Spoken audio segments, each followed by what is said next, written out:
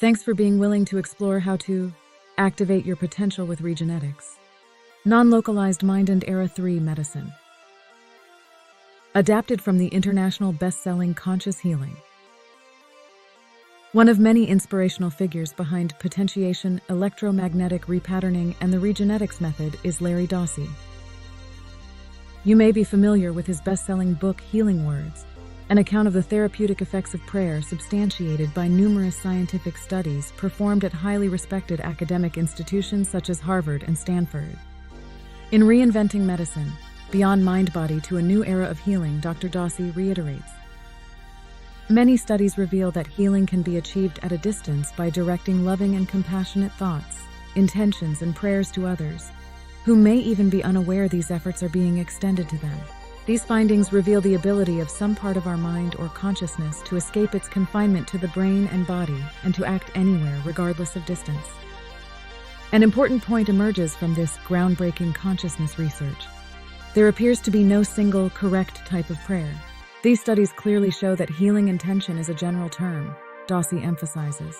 It can be secular or religious, it may or may not involve prayer. Christians praying to their God for healing, for example, were no more or less successful than Muslims or Jews praying to theirs.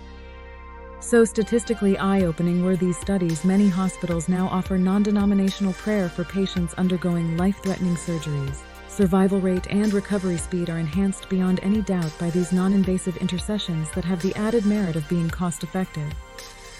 Since the publication of Healing Words, a variety of additional studies on prayer and healing have been performed, including an impressive double-blind analysis performed at UCSF California Pacific Medical Center that showed positive effects of prayer on patients with advanced AIDS.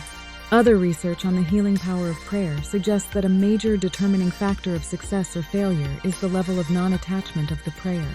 Between 1975 and 1993, the Spindrift Foundation performed hundreds of thousands of tests to assess the effectiveness of directed prayer, i.e. focused on a specific outcome, versus non-directed prayer, in which only what is best for the person is requested. Both directed and non-directed prayer worked better for the control group, for whom no prayers were known to be said, but non-directed prayer showed a significantly higher success rate than directed prayer. In The Isaiah Effect, Decoding the Lost Science of Prayer and Prophecy, best-selling author Greg Braden takes the practical applications of prayer a step further. Basing his claims on his reading of one of the Dead Sea Scrolls known as the Isaiah Scroll, Braden describes how the Essenes from the time of Christ employed a type of prayer designed to affect quantum outcomes by literally changing the prayer's picture of reality. This form of active prayer is a method of focusing intention that validates whatever one is praying for as already having been granted, rather than creating or imposing change upon our world, theorizes Braden. Perhaps it is our ability to change our focus that was the ancient key suggested by the masters of passive change in history, such as Buddha, Gandhi, and Jesus. Quantum physics suggests that by redirecting our focus, where we place our attention, we bring a new course of events into focus while at the same time releasing an existing course of events that may no longer serve us. Author John English speaks in similarly compelling terms about the powerful human ability to dream a new world into being. In Reinventing Medicine, Dossey, the former chief of staff at a major Dallas hospital, examines allopathic approaches to healing in light of the principle of non-locality, often discussed in relation to quantum physics. Putting modern medicine in quantum perspective, Dossey admits that we are facing a constitutional crisis in medicine, a crisis over our own constitution, the nature of our mind, and its relationship to our physical body. To help explain this constitutional crisis, and to assist humanity in transitioning beyond it, Dossey outlines 3 eras in the history of Western medicine. While these eras are by no means mutually exclusive, each has a dominant, defining focus. The first era began in the 17th century with Cartesian thinking, and was characterized by a mechanistic view of the body. Era 1 medicine looks at the human body more or less as a machine that can be manipulated. In this rather primitive medical model, there is no place for mind or consciousness, and certainly none for soul or spirit. Surgery is an example of Era 1 medicine.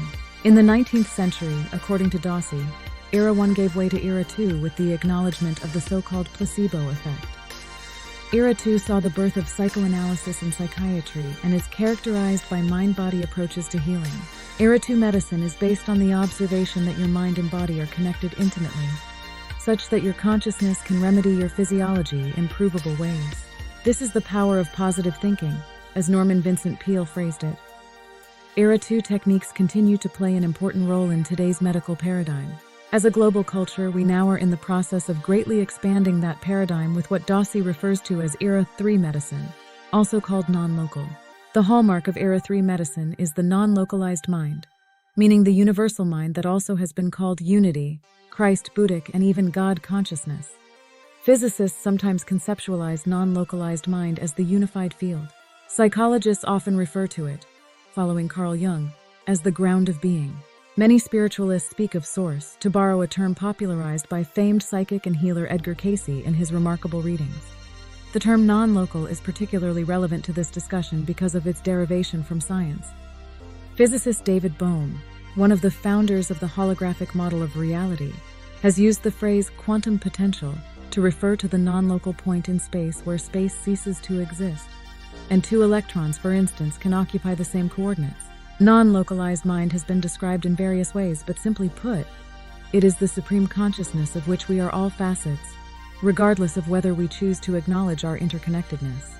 The fundamental notion behind Era 3 medicine, very evident in the writings of Braden and English, is that the human mind can operate outside the confines of the physical body and positively impact other people, animals, and even the environment.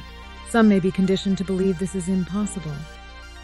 Others may be aware of such studies as Princeton Engineering Anomalies, research pair, that present solid empirical evidence of the ability of human consciousness to change physical reality, including the mind's capacity to affect the outcome of random number generators and alter the rate of radiation emissions as measured by a Geiger counter. I offer this first-person narrative of the development of potentiation electromagnetic repatterning to members of both these groups and all others willing to open their minds and hearts to the essential truths that underwrite the Regenetics Method. Truths that can be applied productively in many areas, personal and professional, besides DNA activation.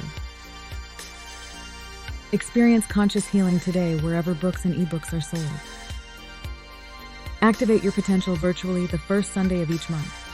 Watch and learn how to potentiate your own DNA. Read the international best-selling Sound Healing Classic. Become a certified facilitator of Regenetics and earn while changing lives with what NEXUS magazine called Revolutionary Healing Science.